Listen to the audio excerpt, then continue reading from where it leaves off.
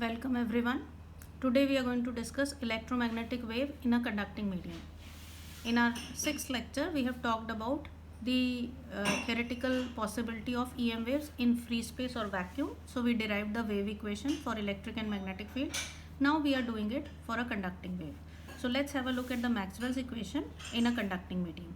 For a conducting medium, we know that rho, the charge density, is always equal to 0 because in a conducting medium, the charges will not stay on the conductor. As soon as you place the charge on the conductor, it will immediately conduct. So rho is 0, therefore del dot E is equal to 0 becomes the first Maxwell's equation. Del dot H equals to 0 as usual is the second Maxwell's equation.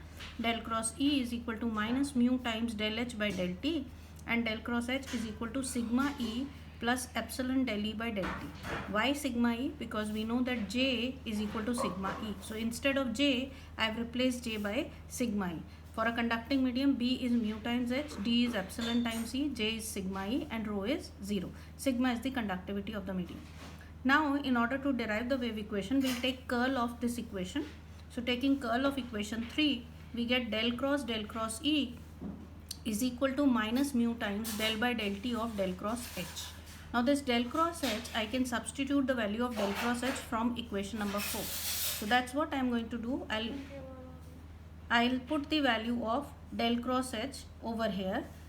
Opening this, what I get is del times del dot E minus del square E is equal to minus mu times del by del T of del cross H is replaced by sigma E plus epsilon del E by del T. So just have a look how we get this equation number 6. From equation 5, over here del cross H is replaced by this term. So this del cross H is replaced by this, and I have opened this vector triple product by using this. So this is equal to del times del dot E minus del square E. Now this del dot E from the first equation is equal to 0. So therefore what we get is only del square of E, because del dot E becomes 0. So my equation becomes del square E is equal to minus mu sigma del E by del T minus mu epsilon del square E by del T square. If I rearrange these terms onto one side, what I get is del square E minus mu sigma del E by del T minus mu epsilon del square E by del T square is equal to 0. Just have a look at this equation 8 and you can see that over here this is a second order differential equation which is describing the behavior of E as it propagates through the medium, how the electric field propagates through the conducting medium. Now to get the equation of H, we'll take the curl of equation 4. Let's have a look at this equation 4. Now I am taking a curl of this equation 4. So when I take curl of equation 4, I get del cross H is equal to sigma times del cross E plus epsilon del by del T of del cross E. Now this del cross E, I'll put the value from equation 3. I'll open this using my vector triple product. So this is equal to del times del dot H minus del square H, and I'll put the value of del cross E from my equation number 3. So as seen, this del cross E in equation 3 is equal to minus mu times del H by del T. So I'll substitute the value over here. So my equation becomes del times del dot H minus del square H is equal to sigma times minus mu del H by del T plus epsilon times del by del T of minus mu times del H by del T. Now this del dot H is equal to 0, so this term goes off and I'm just left with this term over here. So I get minus del square H is equal to minus mu sigma del H by del T minus mu epsilon del square H by del T square. This equation 10 can be rearranged so that I get this particular equation number 11, del square H minus mu sigma del H by del T minus mu epsilon del square H by del T square equals to 0. So this is the wave equation for H, and equation 8 which we have seen previously, this particular equation is the wave equation for electric field. So both electric and magnetic field are obeying a second order differential equation. Now let's understand these terms. Equation 8 and 11 represent the wave equation for electric and magnetic field intensity of an EM wave propagating in conducting medium. Now these equation 8 and 11 are different from the equations which we obtained for a plane EM wave propagating in free space.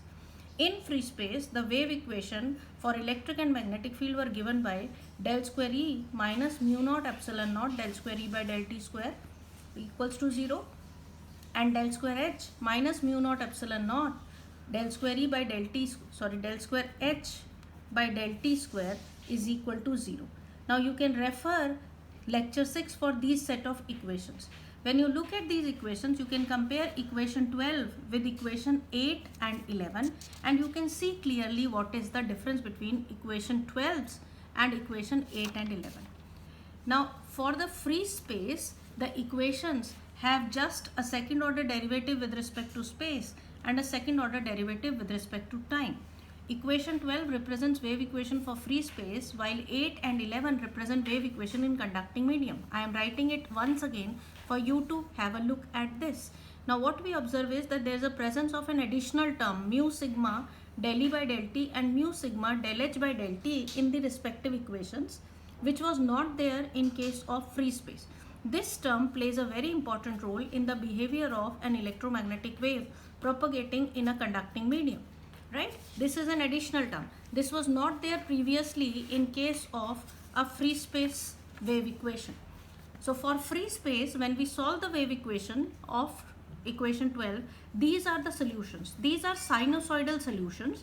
These solutions indicate that electric and magnetic field vary sinusoidally through free space without any losses. Thus, the EM wave propagate in free space from minus infinity to plus infinity without any loss of amplitude. This is the characteristic of a wave propagating in vacuum or free space.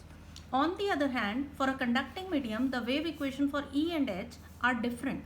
They have an additional first order derivative coming into picture, and this first order derivative is responsible for all sorts of dissipation effects, which means that it implies that an electromagnetic wave dissipates as it propagates through a conducting medium.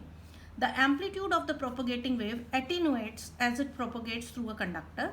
Thus, an EM wave cannot propagate through a conductor just like it does in case of a free space. What does it mean? Let's understand.